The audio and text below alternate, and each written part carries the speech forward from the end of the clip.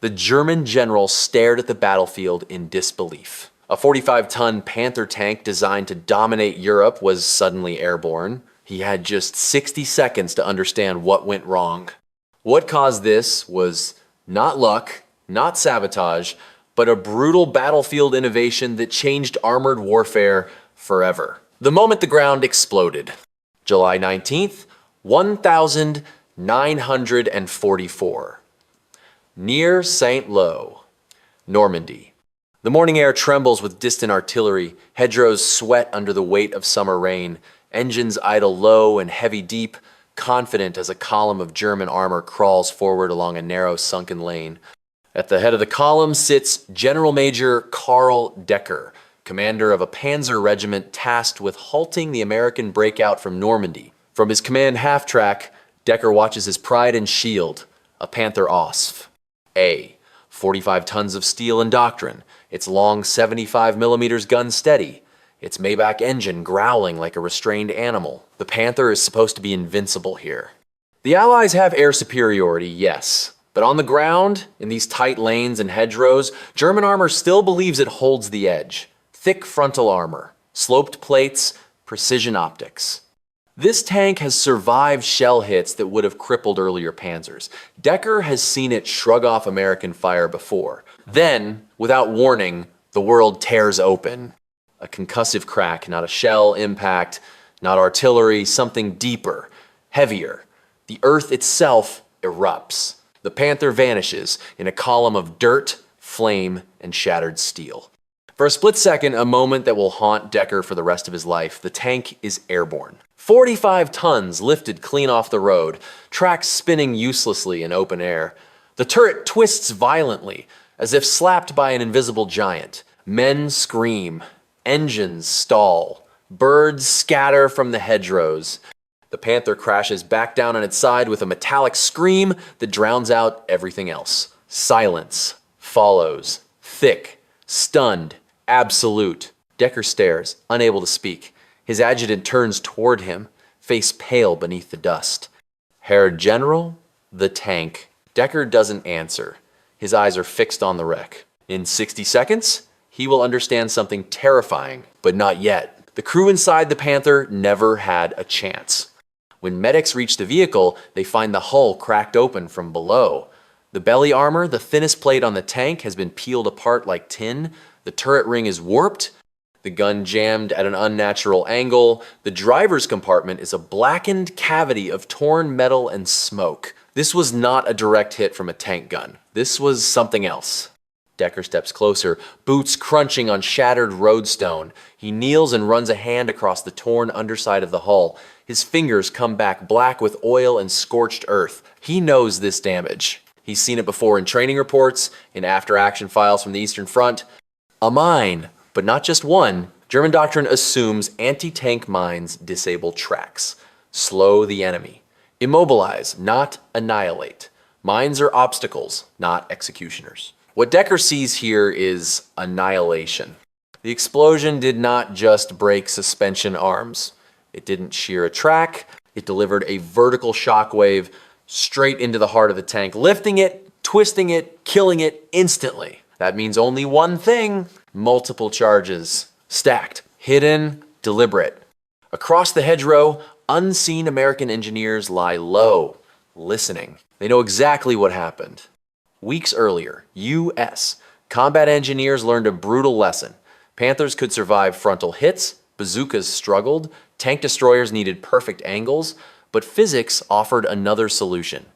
They began stacking M1, A1 anti-tank mines, sometimes 3, sometimes 5, burying them deep beneath roads Panthers were forced to use. Sunken lanes, farm tracks, predictable routes. Each mine alone might cripple a tank. Together, they created a focused underground blast, a shaped shockwave that struck upward like a hammer. The Panther's side armor is thick, its front is formidable, its belly only 16 millimeters. Enough for shrapnel, not enough for hell. Decker rises slowly. He looks down the road. The column behind the destroyed Panther has halted. Engines shut down. Crews remain buttoned up, suddenly uncertain, suddenly afraid of the ground beneath them. This is the real damage, not the tank. The confidence. In under 1 minute, Decker understands the truth. The Allies have learned how to kill Panthers without fighting them. No duel, no warning, just pressure, force, and gravity. He turns to his staff officer. "Clear the road," he says quietly. "We are not advancing." The order ripples backward disbelief, traveling faster than sound, and somewhere beneath the mud of Normandy, more minds wait. 60 seconds of realization. The road remains silent. Smoke drifts from the overturned Panther in slow, ghost-like coils. Inside nearby hedgerows, insects resume their hum as if nothing extraordinary has happened. For the German crews sealed inside their steel hulls, that quiet is worse than artillery. General Major Karl Decker checks his watch. Less than a minute has passed since the explosion, and yet everything he believed about armored warfare has already begun to unravel.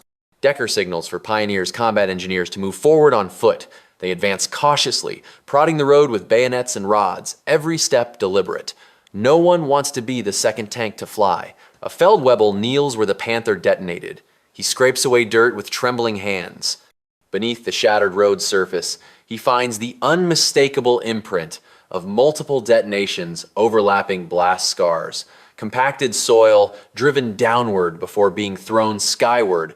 Mehrere Minen, the Feldwebel mutters. Stacked. Decker exhales slowly. The Americans have done their homework. For years, German armored doctrine has been built on controlled engagement armor advancing with infantry, supported by artillery, defeating the enemy through superior engineering and tactical discipline. Mines were inconveniences, meant to delay, not destroy. But Normandy is not the Eastern Front. Here, terrain channels movement. Hedgerows dictate paths. Tanks are forced onto roads and lanes where speed, maneuver, and spacing vanish. Predictability replaces flexibility. And predictability is deadly. Decker remembers a report from June dismissed at the time as exaggerated. A Panther destroyed without visible shell impact. Crew killed instantly. No crater, no wreckage pattern that made sense. Now he understands. The Americans have turned the battlefield upside down, literally. By stacking mines, they've created an upward-directed explosive force. Not shaped charges in the technical sense, but a brutal application of physics. Mass meets pressure, pressure meets confinement. The result? Lift. A tank is not designed to fly. Inside the shattered Panther, the internal damage tells the story. The shockwaves surged upward through the floor, snapping torsion bars, shattering ammunition racks, and momentarily compressing air inside the hull into a lethal pressure pulse. Crew members were killed before they understood what had happened. Even if the tank had landed upright, it would never have fought again. This was not immobilization. This was execution. Decker turns his gaze toward the hedgerows ahead. Somewhere out there, American engineers, not tankers, not aces, men with shovels and detonators, have rewritten the rules. They don't need to penetrate armor. They don't need to outshoot Panthers. They only need to wait. And wait, they do. Radio chatter crackles through Decker's headset. Reports from adjacent units begin to filter in. Another Panther lost. A Panzer IV flipped onto its roof. Tracks blown clear into trees. All along the front, German armor is stalling not from enemy fire, but from fear of the ground. That fear spreads faster than any shell. Crews hesitate. Commanders slow advances. Columns bunch up. And bunched armor is easy prey for fighter bombers, for artillery, for ambush. The mine does not merely destroy the tank it hits, it shapes the battlefield that follows. Decker knows the implications immediately. Every road must now be assumed mined. Every pause becomes dangerous. Every advance requires time-consuming clearance under enemy observation.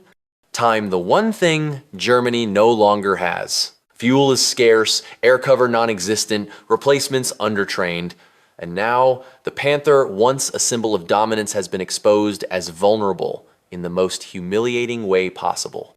Not defeated by superior armor, but by preparation. He issues new orders. Armor will no longer lead. Infantry and engineers go first. Movement slows to a crawl. Offensive momentum dies where it stands.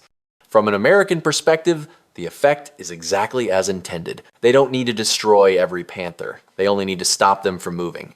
As dusk settles over Normandy, Decker stands alone beside the wrecked tank. The steel hull still radiates heat.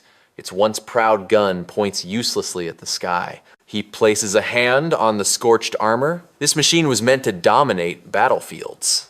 Instead, it became a warning. A warning that the age of unstoppable armor is ending not with a roar from another tank, but with a muffled detonation beneath the earth. The ground has learned how to fight back.